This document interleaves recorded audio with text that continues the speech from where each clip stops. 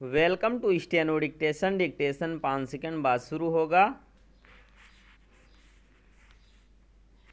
Start. Jammu Kashmir और हरियाणा के विधानसभा चुनावों का अलग अलग कारणों से विशेष महत्व था। जहां जम्मू कश्मीर को लेकर यह उत्सुकता थी कि हमारा यह भूभाग लोकतंत्र की कसौटी पर खरा उतरता है या नहीं। वहीं हरियाणा इस कारण सबकी निगाह में था कि लोकसभा चुनाव में भाजपा की लोकप्रियता का जो ग्राफ गिरा उसमें कोई बदलाव आता है या नहीं। जम्मू कश्मीर की जनता ने विधानसभा चुनाव के नतीजों के पहले ही यह जरूरी संदेश दे दिया था कि यहाँ लोकतंत्र ने फिर से अपनी जड़ें जमा ली हैं। देश के साथ दुनिया को यह संदेश मिल जाने के चलते बस यह जिज्ञासा रह गई थी कि सत्ता किसे हासिल होती है।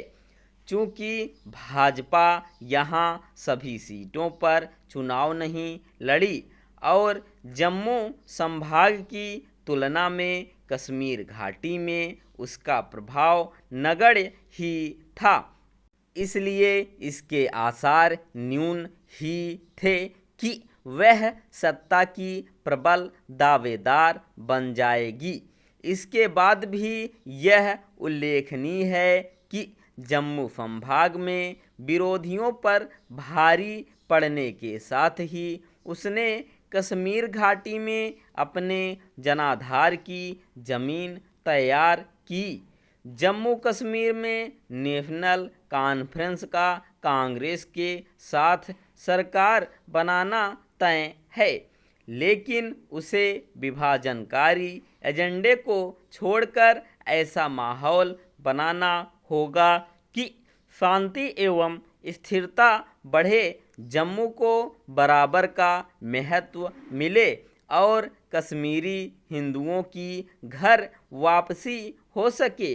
यह सब किए बिना राज्य के दर्जे की बहाली पर जोर देना सही नहीं होगा।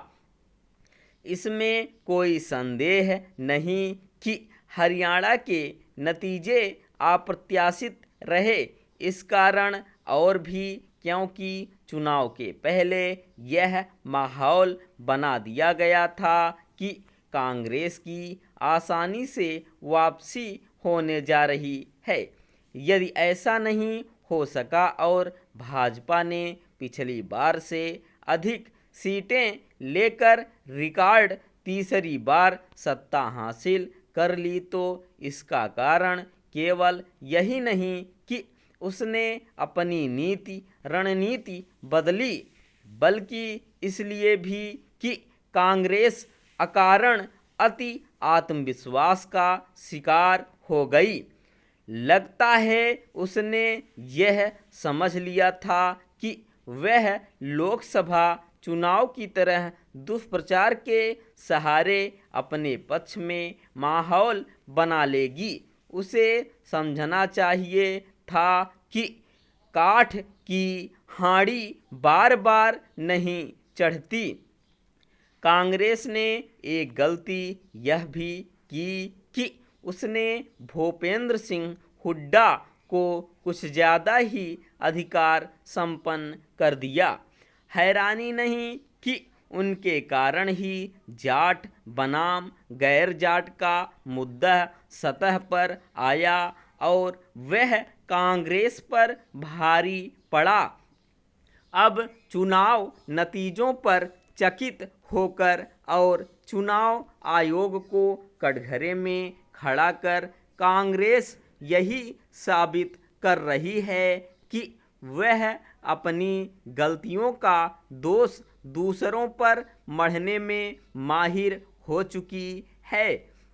हरियाणा के चुनाव परिणामों से भाजपा का मनोबल बढ़ना स्वाभाविक है, क्योंकि एक तो वह लोकसभा चुनाव नतीजों के बाद बने नकारात्मक माहौल को दूर करने में सफल रही और दूसरे महाराष्ट्र, झारखंड समेत अन्य राज्यों के आगामी विधानसभा चुनाव के लिए उसे अतिरिक्त ऊर्जा मिल गई। स्टॉप।